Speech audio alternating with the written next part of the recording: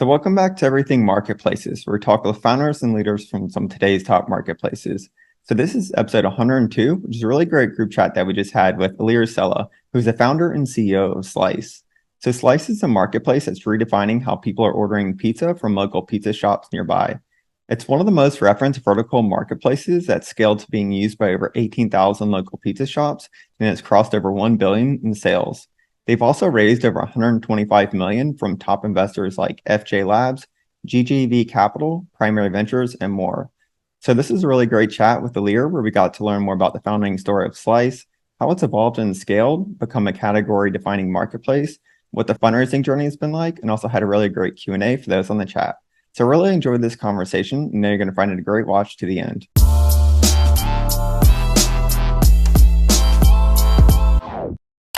So Ilir, welcome to the group chat. This has been a long time in the works, so I'm really excited to have you join us here today. I want to start off by saying, huge thanks for taking the time to do so in advance. So you have a pretty incredible story from initially bootstrapping Slice to scaling it to be a category-defining marketplace to where it's at today. So I'm really excited to dive into things with you. Before we do, though, I think it might be great if you can start off by sharing a little bit more on your background, though, for those that don't know you. Yeah, of course. Thank you so much for hosting me, and great to see a lot of founders on board. My name is Ilir Sela. I'm the founder and CEO of Slice. My background, I've kind of always been really passionate about small businesses.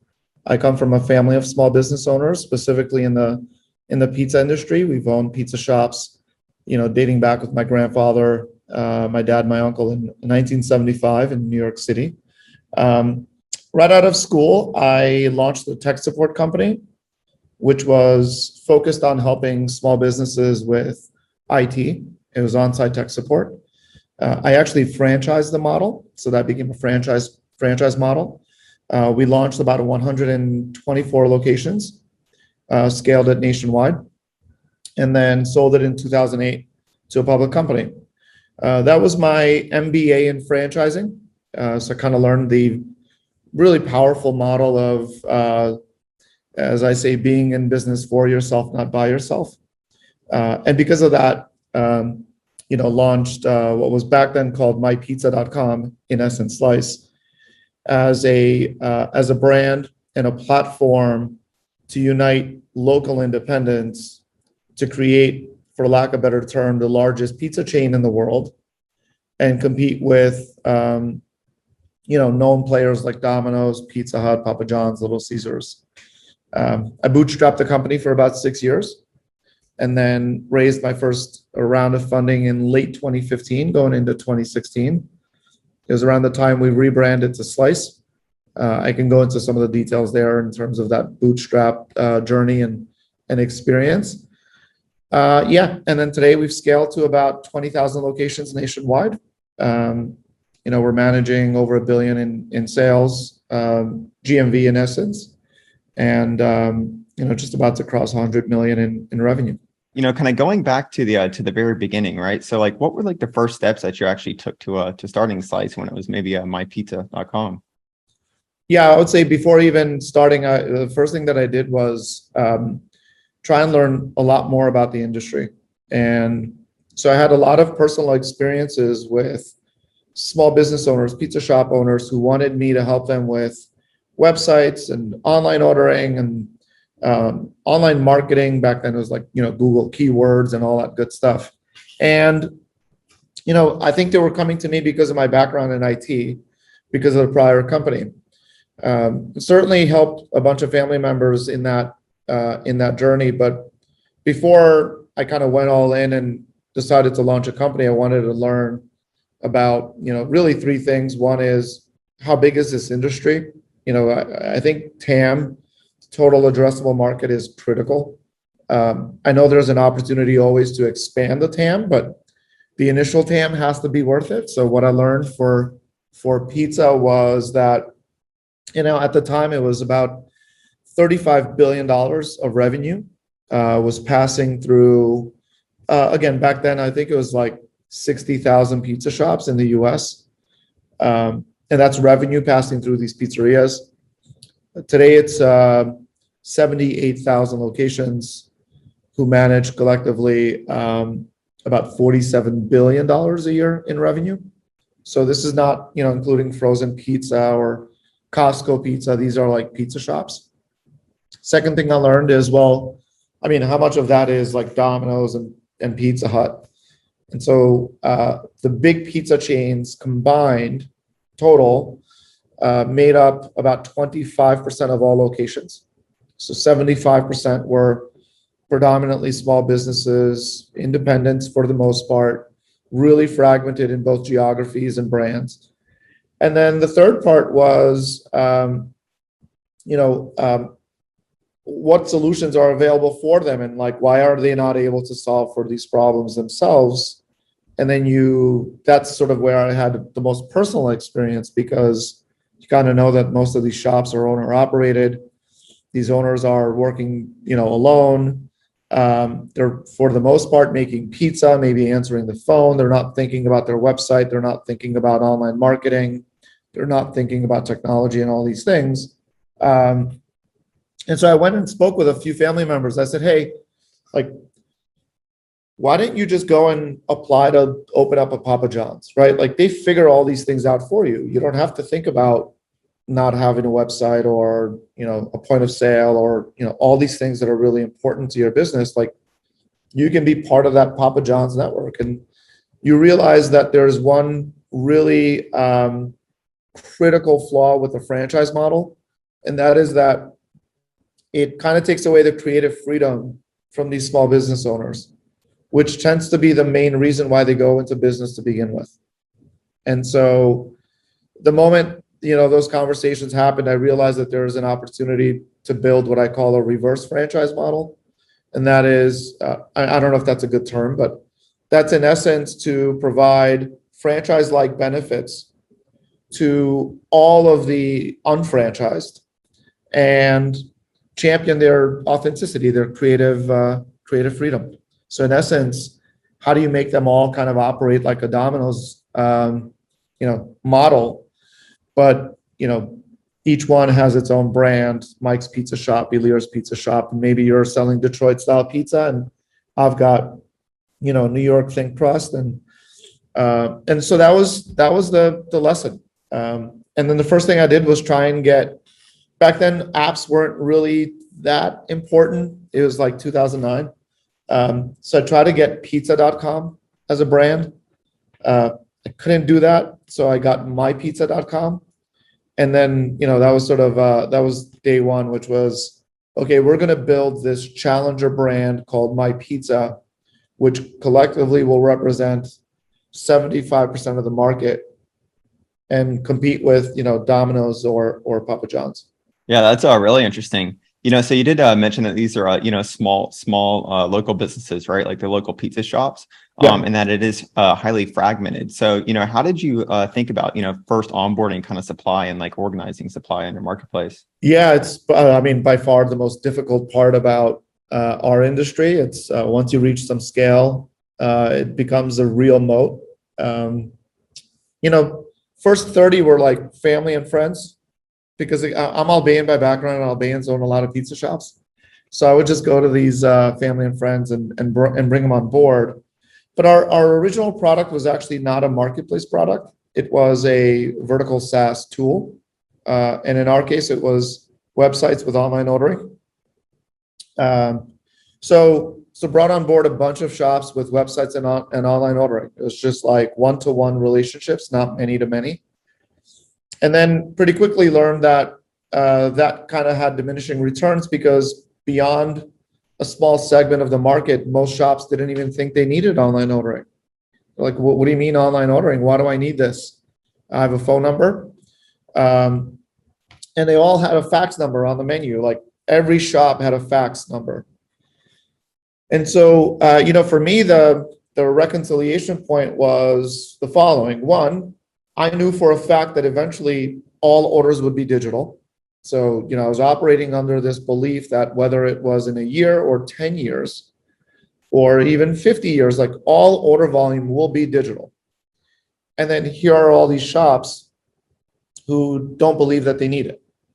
And then you look at Domino's and you look at Papa John's. Domino's at the time was 30% digital. By the way, today they just crossed 90%. I think they're at 92% digital. And that is a massive advantage because you have all this data, you can predict demand, consumers spend more money, AOVs are much higher. You can influence frequency because you have that direct relationship with the customer. So here we are, like you have all these shops that didn't think they needed online ordering, and here I am believing that they absolutely did. They just didn't know it yet. And so how do you reconcile that? And so what I did was I figured out that I can convert consumer online orders into fax orders. Well, actually, before I get there, first thing I did was I said, okay, consumers can order online. I'm going to get them all on an email, and I will personally call every pizza shop and phone in the order. So I used my pizza, I sold it almost as a marketing service. So I said, hey, Mike, you order online from Pizza Club. And then as soon as that order comes in, it would come into my phone and I would call Pizza Club and say, hey, this is my pizza. We've got an order for you. And we read it out, literally would read it out. So that was, I would say the first 300 or 400 locations were kind of operating like that. And it was just me.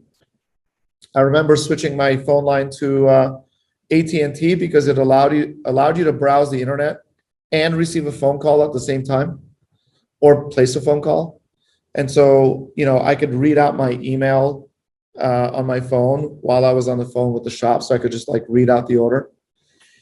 But then I realized that you can convert online orders, in essence, emails into a fax automatically. So it's programmable fax. There's a company called FaxAge. It's still around. We still use them.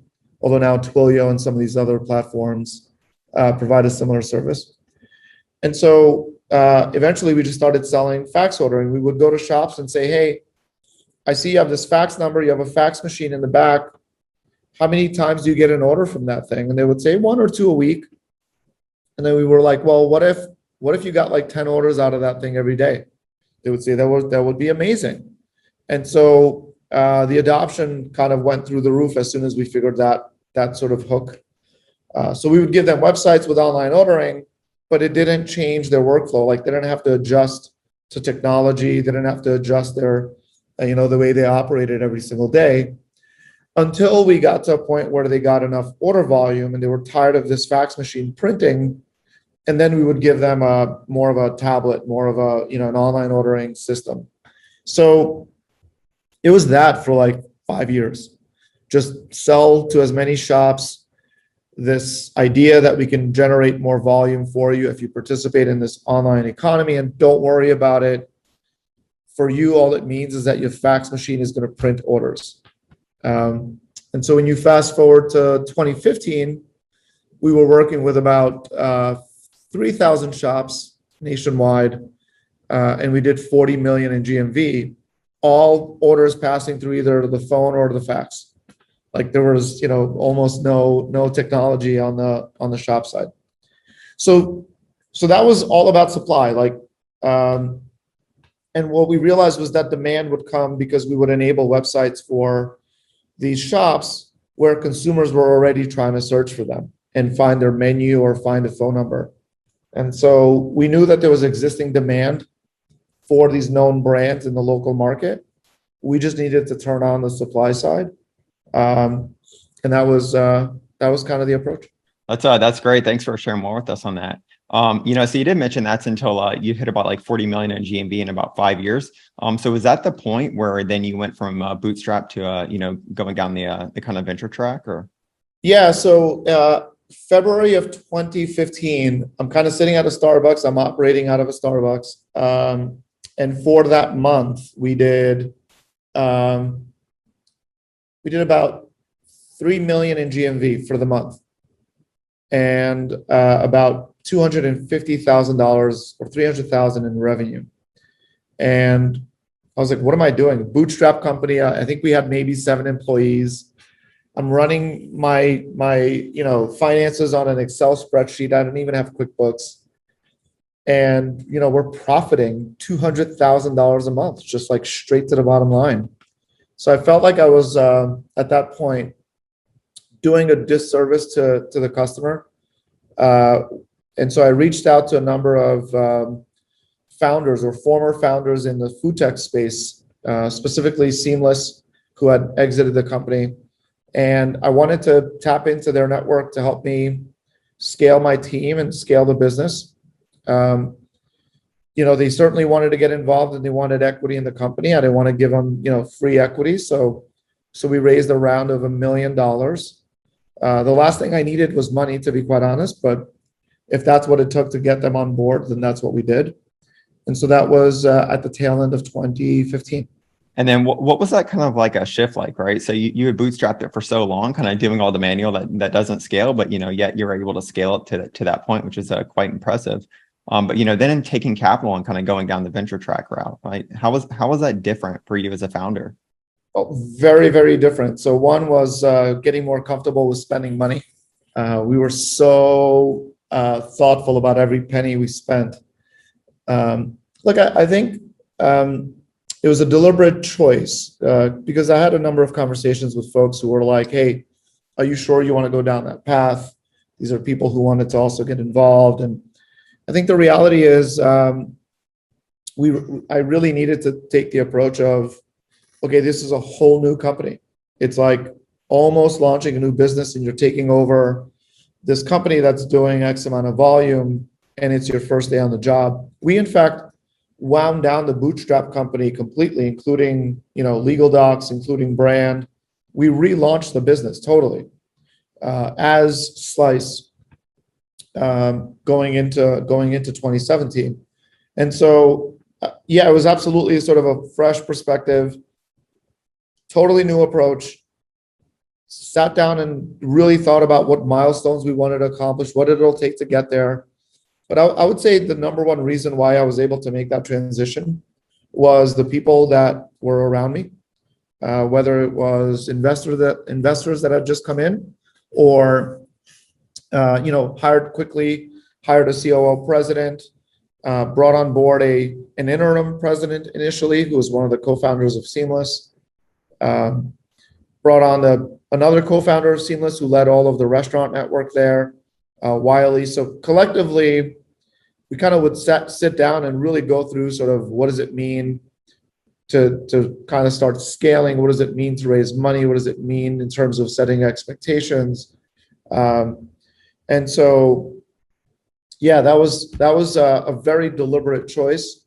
And then, I will argue there was an adjustment period when you start seeing, okay, you're hiring 30 people a week, you go from profitable to burning, $1 million a month. That's definitely an adjustment, but one that you've got to, I think, start with where do you want to be in 5 years, put together sort of a plan, both vision, strategy, but also financial plan, and say, okay, you're okay burning $1 million, for example, as long as you're hitting some milestones that you've set. So as long as it's like deliberate and planned, it makes you a lot more comfortable. But if it's not, then I would argue that would have been a much different journey. Yeah, thanks for sharing with us on that. Yeah, you certainly have some incredible investors and even kind of board members today. So, So what's the team like today? Well, starting with the board, we've got an amazing board. We've got handful of investors. So Primary Ventures, Ben's son, and Jason Herenstein, who recently joined. We've got Jeff Richards from GGV. We've got Jake Heller from KKR. And then we've got two amazing operators in Deirdre Bigley, who was the former CMO at Bloomberg. She's on the board of Wix, on the board of Shutterstock, amongst other companies. We've got Kat Cole, who was president of Focus Brands. Think Jamba Juice, Carvel, Cinnabon, Moe's, Southwest Grill, so all these like restaurant concepts. We've got Chris Harms, who's our audit chair. So just an incredible board around me. And then collectively, it's about 900 people at Slice. We've got a global team, although commercially we're still only operating in the US. It's a best-in-class team. I would say the number one reason why Slice is at the scale it is without a doubt the quality of the team, both current and past. And that's the other adjustment I had to make, was kind of realizing that there are different teams required for different stages of the company.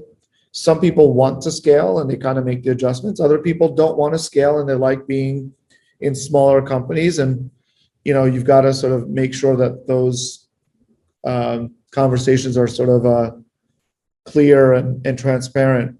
But yeah, team is incredible. Yeah, that's a really great point as far as the various stages of the company, right? So kind of going back though, to I would say like 2017, kind of 2018, transitioning from primarily being like a SaaS tool and kind of building out, kind of more tools, when it comes from like ordering, payments, to a POS, and eventually even kind of like first party delivery. Could you share about maybe how you thought about kind of, I would say like your product approach and strategy with, unlocking the bigger opportunities with launching new products? Yeah, look, the number one, you just have to have a set of beliefs. And I knew and understood that as long as we had a core relationship with the seller, with the merchant, that everything was possible. Like, own the relationship and everything else will be 10 times easier. But if you do not own the relationship with the merchant, and you're just predominantly like, for me, it was like, okay, do we go direct to consumer? You can certainly build a big business, but it would cost a lot of money, and consumers are fickle. But one thing that's reality is that's real is that, pizza shops will have demand no matter what.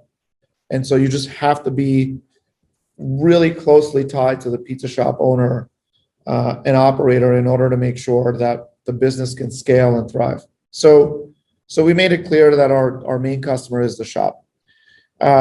Once we had all of these websites and all of these pages sort of really unlocked, and there was just significant demand and significant traffic coming to our properties, while it was very much long tail. So imagine, mypizza.com maybe got 5% of our traffic, and 95% came from all of these other websites and menu URLs that we enabled for pizzerias. Eventually, we knew that we can consolidate them all into one platform because we saw the consumer experience and what consumers wanted. So going into 2017, what we realized was that consumers are actually loyal to 4 to 6 different pizza shops, like equally. They're not sort of switching off because they don't like one over the other. For whatever reason, they just kind of rotate between 4 to 6 shops.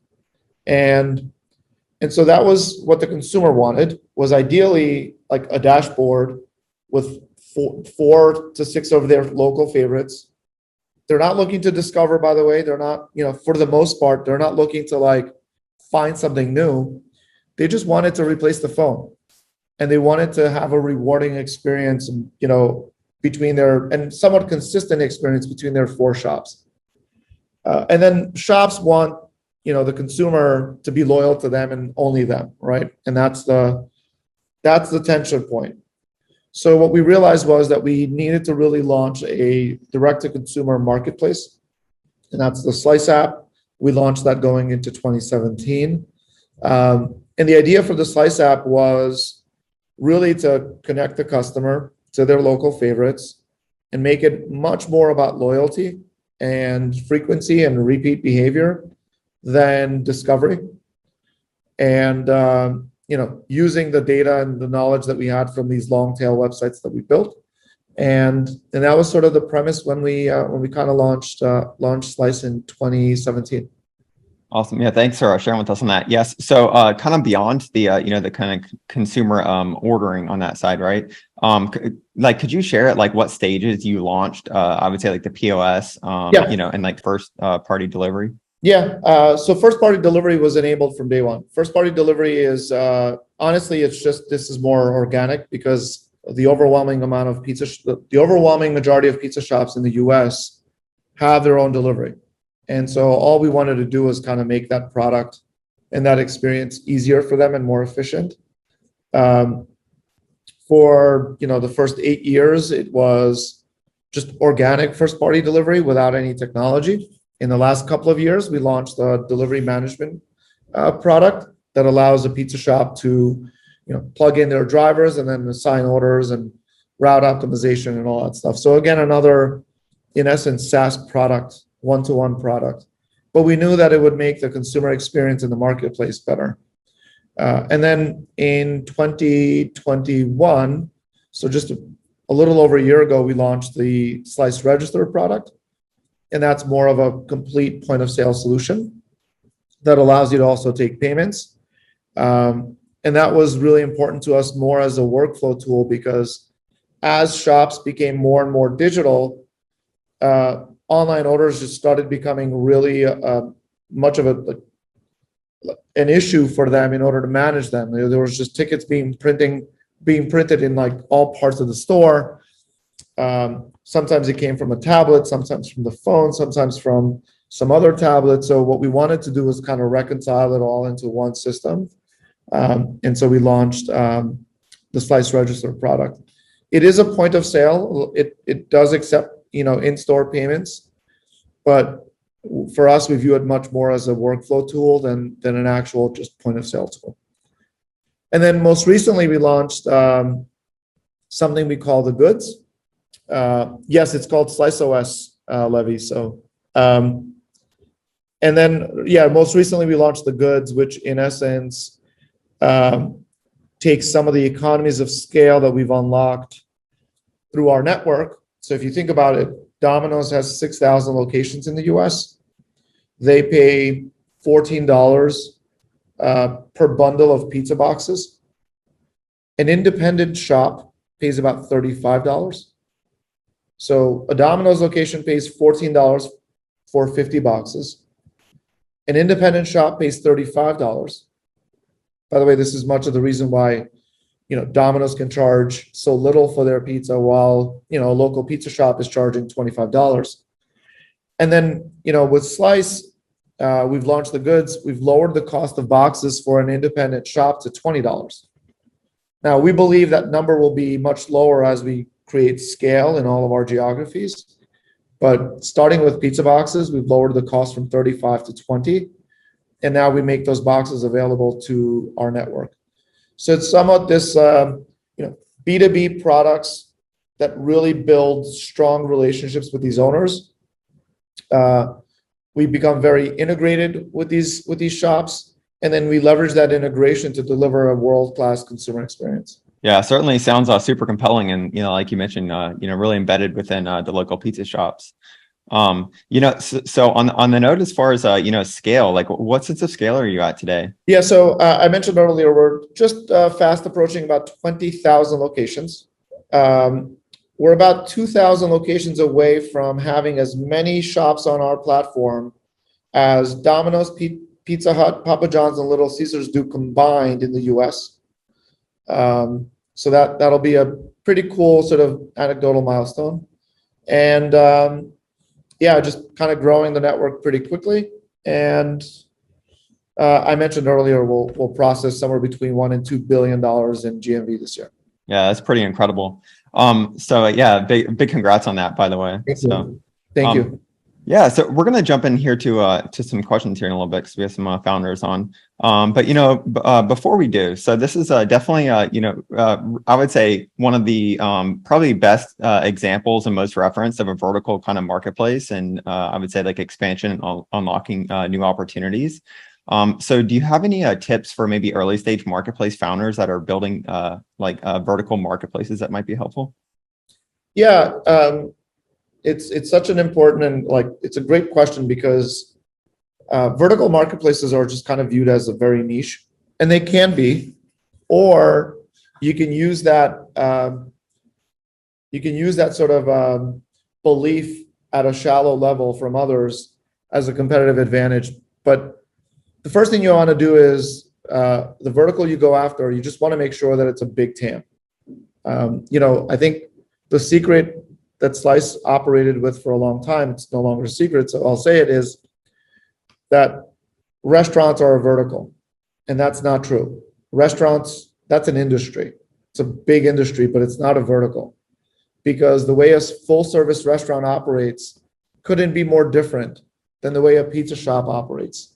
These are like two very different businesses. Think a really great restaurant that you go to, that you sit down, that has table service and management. That's not how a pizza shop operates. The only thing these two businesses have in common is that they both make food. That's it. They just couldn't be more different. So the restaurant industry is not a vertical, it's an industry. Verticals are, specific sort of themed, like-minded businesses and operators who share a lot of similarities. And so when I look at the restaurant industry, you've got verticals, and then you've got even more than that, sub-verticals. So there's three segments of the restaurant industry. There's the QSR space, which is quick service. That's more like McDonald's and Chipotle and whatnot. There's limited service, which is defined as any restaurant where you pay first and you eat after.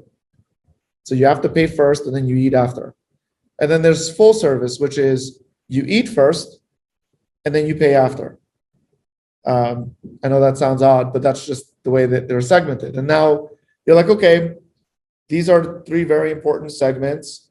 Within the limited service restaurant segment, what I realize is that pizza by far is over 50% of the category, and then everyone else is kind of 50% combined. So when you look at pizza as a vertical, it's 47 billion in revenue. I mean, that's a massive TAM. I don't need to really in our example, I didn't need to sort of defend our TAM to anybody.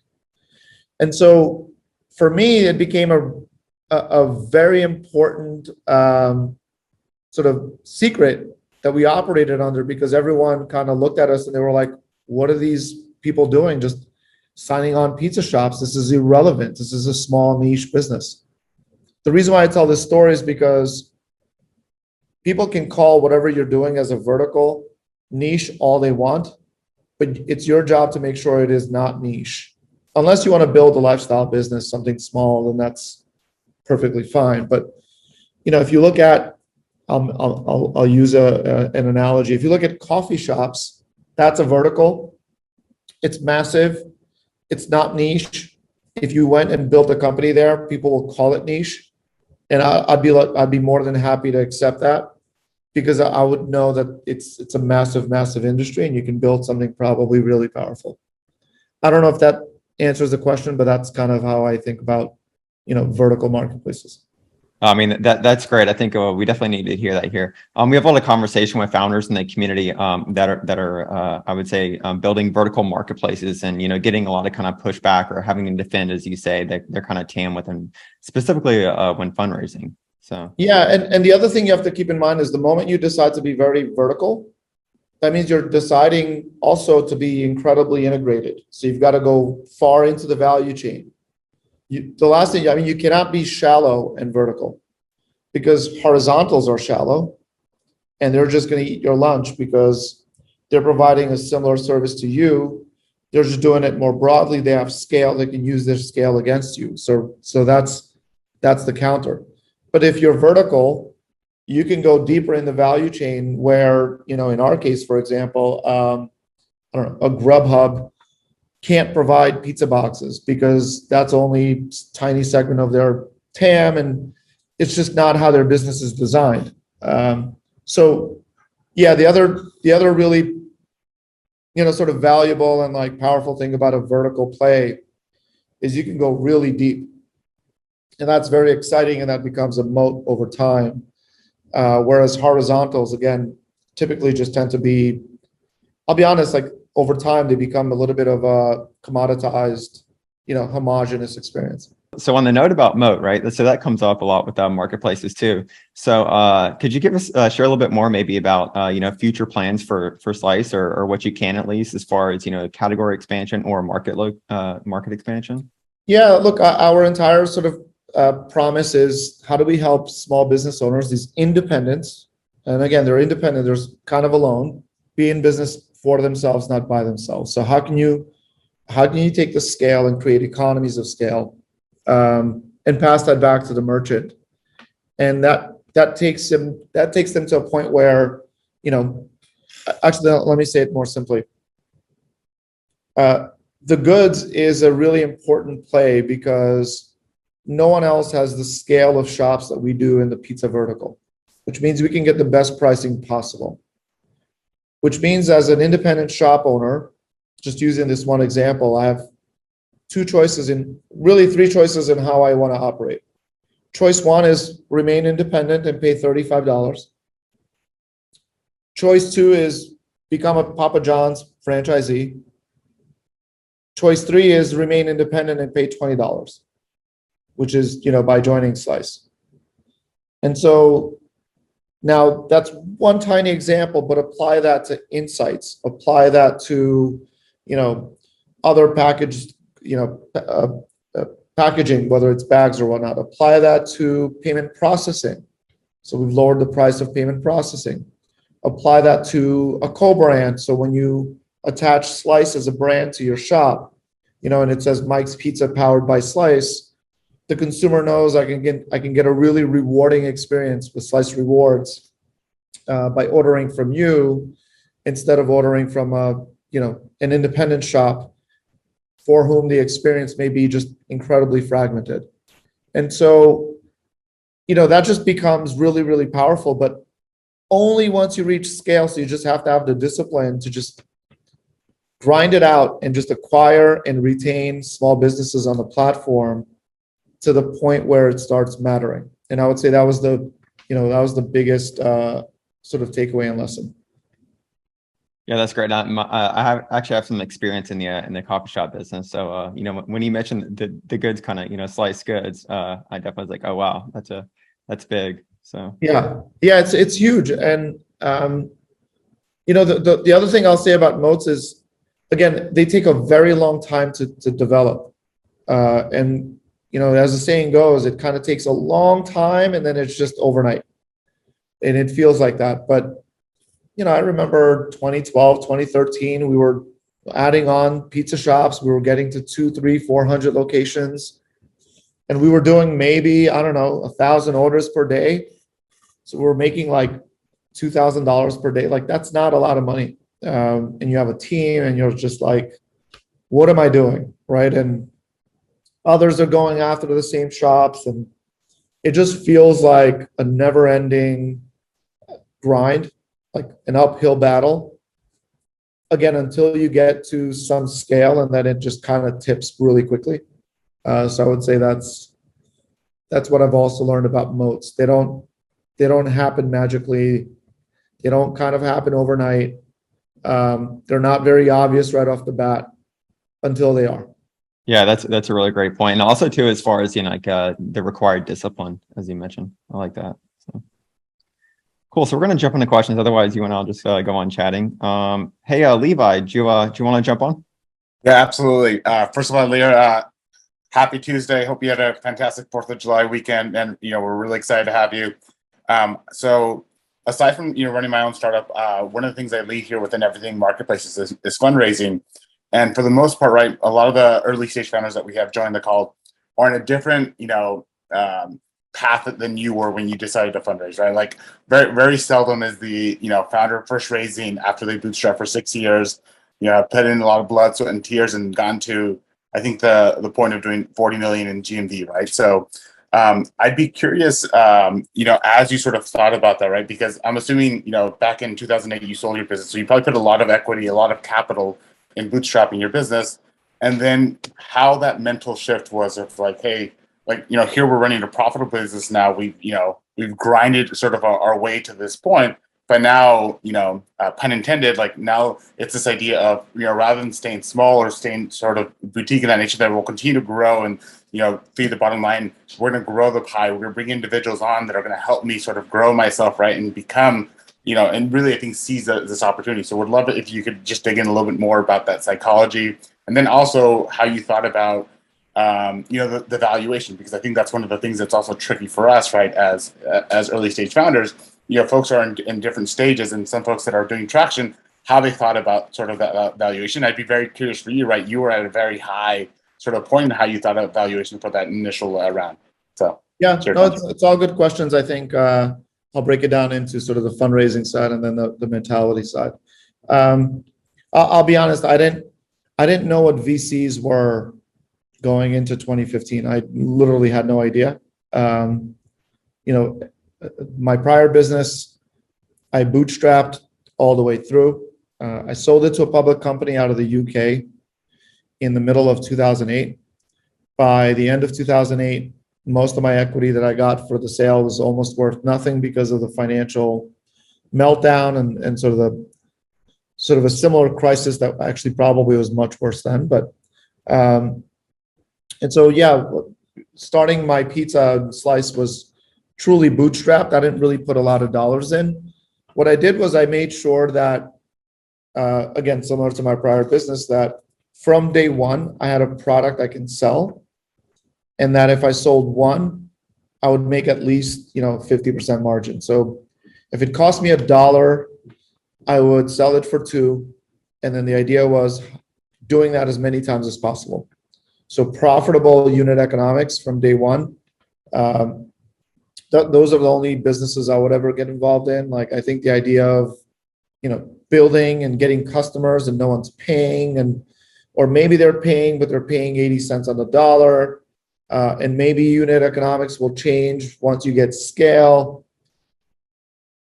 Certainly, some companies have proven that to be valuable, but I would say it's an incredibly difficult proposition and not the way my brain works. So I would say from day one, bootstrapping was all about, again, how much is it costing us to do one website, build one website, process one order, and then what do we want to charge?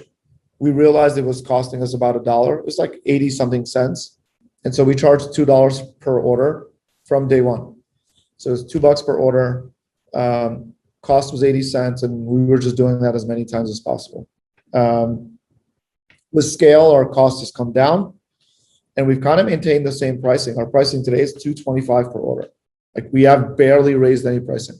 And so that was really helpful. When I went to raise money, again, it wasn't really to raise money. It was more to get people involved that I really liked. And then they started educating me on the importance of raising capital and introduced me to some VCs. And the lessons that I've gotten along the way that I had to somewhat blindly trust in order for them to happen was, like, valuation matters, but it doesn't really matter. What matters the most is the quality of investors and how clean the terms of the deal are. The quality of the first investor and the quality of that first term sheet sets the stage for all future term sheets. The moment you give in on terms on the first term sheet, you have to assume that those same terms will be applied to all future rounds. And if there's liquidation preferences, if there's like kind of wild stuff on there, that's not founder friendly. Two, again, the quality of investors sets the tone for what kind of company you are, sets the tone for what kind of investors and what kind of customers you will attract moving forward, sets the tone for what kind of talent you will attract. We were really fortunate to work with Primary Ventures, which is incredibly well known as an early stage backer in the New York ecosystem. I mean, without Primary on our cap table, and without some of those seamless founders on our cap table, I don't know that we would be able to raise money from GGV Capital, which also is a top-notch investor, and then KKR Growth, their TMT fund. So what I know is along this way, I really didn't go crazy trying to optimize valuation. I certainly didn't want to give away my company, but our valuation at that like seed or pre-seed round was, we did a note of $1 million at 15 million pre. 15 million post. So 14 million pre. And we were doing 40 plus million in GMV annually. Like, that's a really favorable round, but I didn't raise a lot of money. So, I was basically giving away, something like a little less than 10% of the company. And then our second round was 3 million on 30. So another 10%.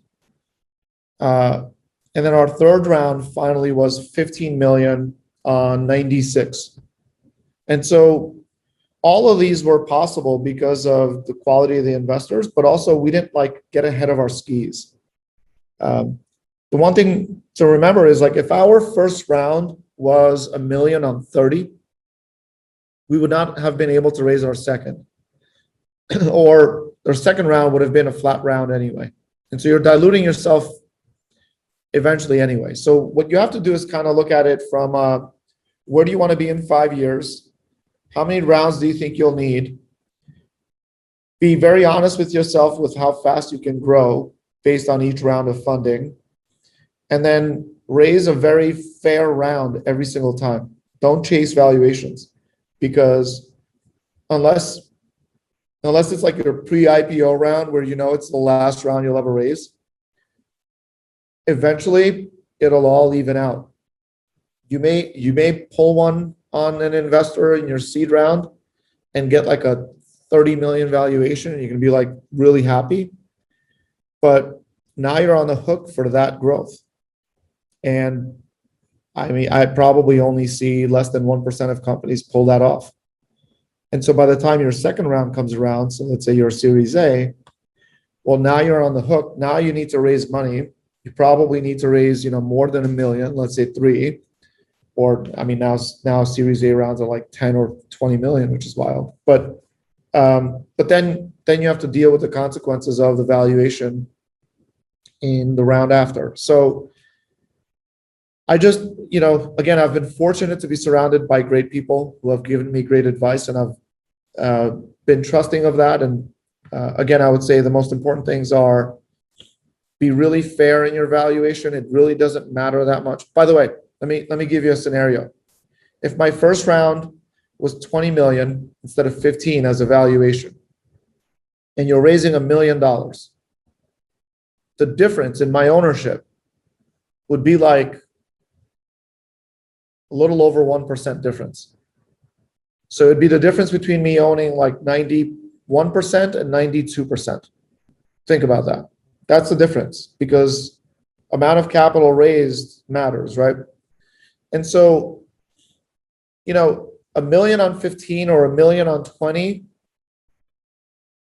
if it means I'm getting a much better investor at 15, and all I'm doing is giving up 1% to do that, to secure quality talent, quality future investors, and a clean term sheet, I mean, I would do that 100 out of 100 times. Awesome. Thanks, Ilir. Awesome. Those are great questions. Hey, Ash, did you want to jump on?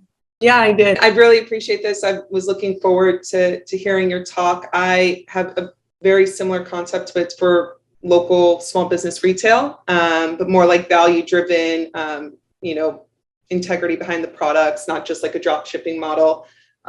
We started with the marketplace first because we launched during the pandemic, and that discoverability was kind of the need. And then we pivoted to software this year. But I'm just wondering, when you were starting, you had such a small team, how did you keep everyone focused on, acquiring the supply side?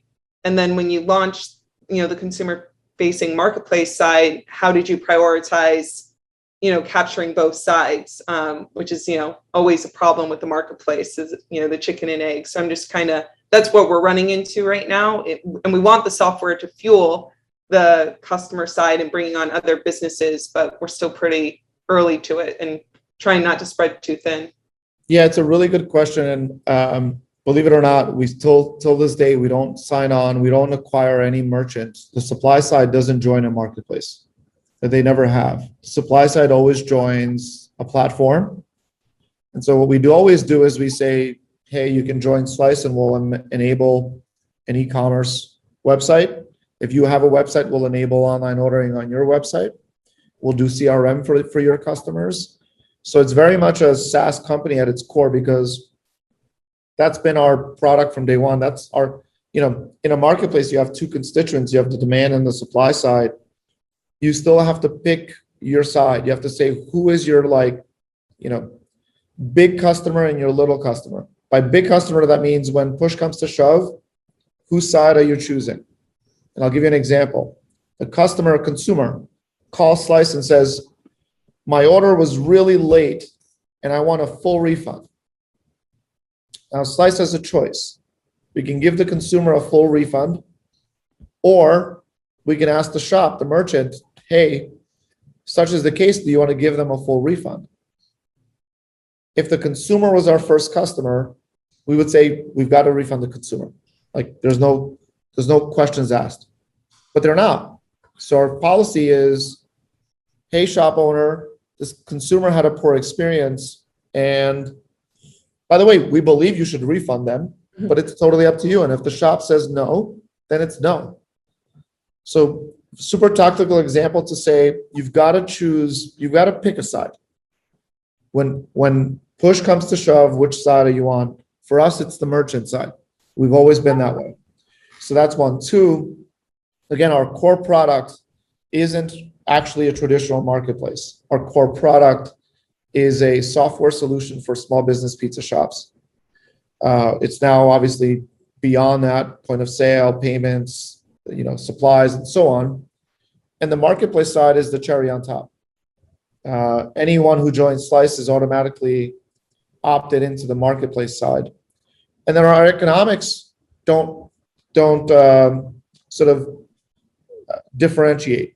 So when you get an order, whether it's from the Slice app or from your website, it's $225. There is no difference. And so what we view the marketplace as is a consumer retention product. Say, hey, this is how we retain more customers. This is how we can influence average order values, how we can influence frequency. And so it becomes over time a really important wedge and like moat, because now there's like existing demand, but we still don't necessarily make decisions to say, part of our decisions are marketplace driven, whereas part of our decisions are like supply driven. All of our efforts, everyone in the company, including our app team, thinks about supply. Supply. So in our case, the shops. We have core values that says we deliver for our customers. And in big parentheses, it says shops. Like you have to be explicit about it. Because if you're not, imagine if we weren't, what our team would think when a consumer wants a refund and the shop says no. Yeah. What would our team do? And by the way, our pricing reflects shop centricity. If we were to pick the consumer, we can charge more money probably. We can go and advertise directly to the consumer. It would be much more like Grubhub or DoorDash. So taking all of this and applying it to sort of your case, you've got to pick a side. And I think in today's day and age, like pure marketplaces, there's probably very rare scenarios where those can be pulled off. But for the most part, I think we've gotten to a point where you've got to have some software solution as a starting point. That is solving some pain point for your supply side or maybe the demand side, but right off the bat. Unless you go and raise millions and millions of dollars and you're going to say, I'm going to automatically opt in this supply side for free. I'm just going to go to advertise directly to the consumer. Eventually I can sell demand to these shops or merchants. I still think that that's a difficult proposition. So I don't know if this is helpful. No, I would say, yeah, no, it is. No one in the company should be thinking about a customer as someone different or something different than who you believe is the customer when push comes to shove. And it sucks, by the way. It's a tough choice. It's horrible because you're saying no to some real value.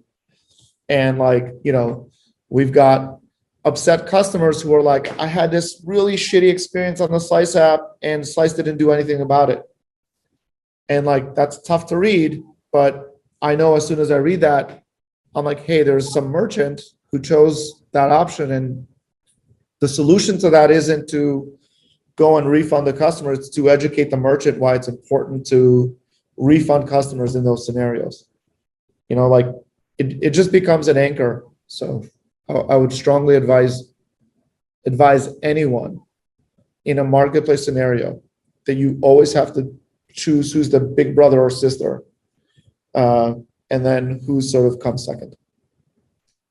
In your like tiering out of their product offering, is there something, because we're at like the preliminary stage for our first product offering and plan to tier it out as we integrate more with the small businesses, but is there something that you've seen that, or that you have that's in every package no matter what, that is something that every single pizza shop owner wants? Or is there a certain package that encompasses everything of their operations that you're seeing that they're really leaning towards? Yeah, for us, our core product is an online ordering product. Online ordering. Designed for pizza shops. Mm-hmm. And like, that's the product you buy when you join Slice. Mm-hmm. Everything else is in addition to that. But our core product is an online ordering product.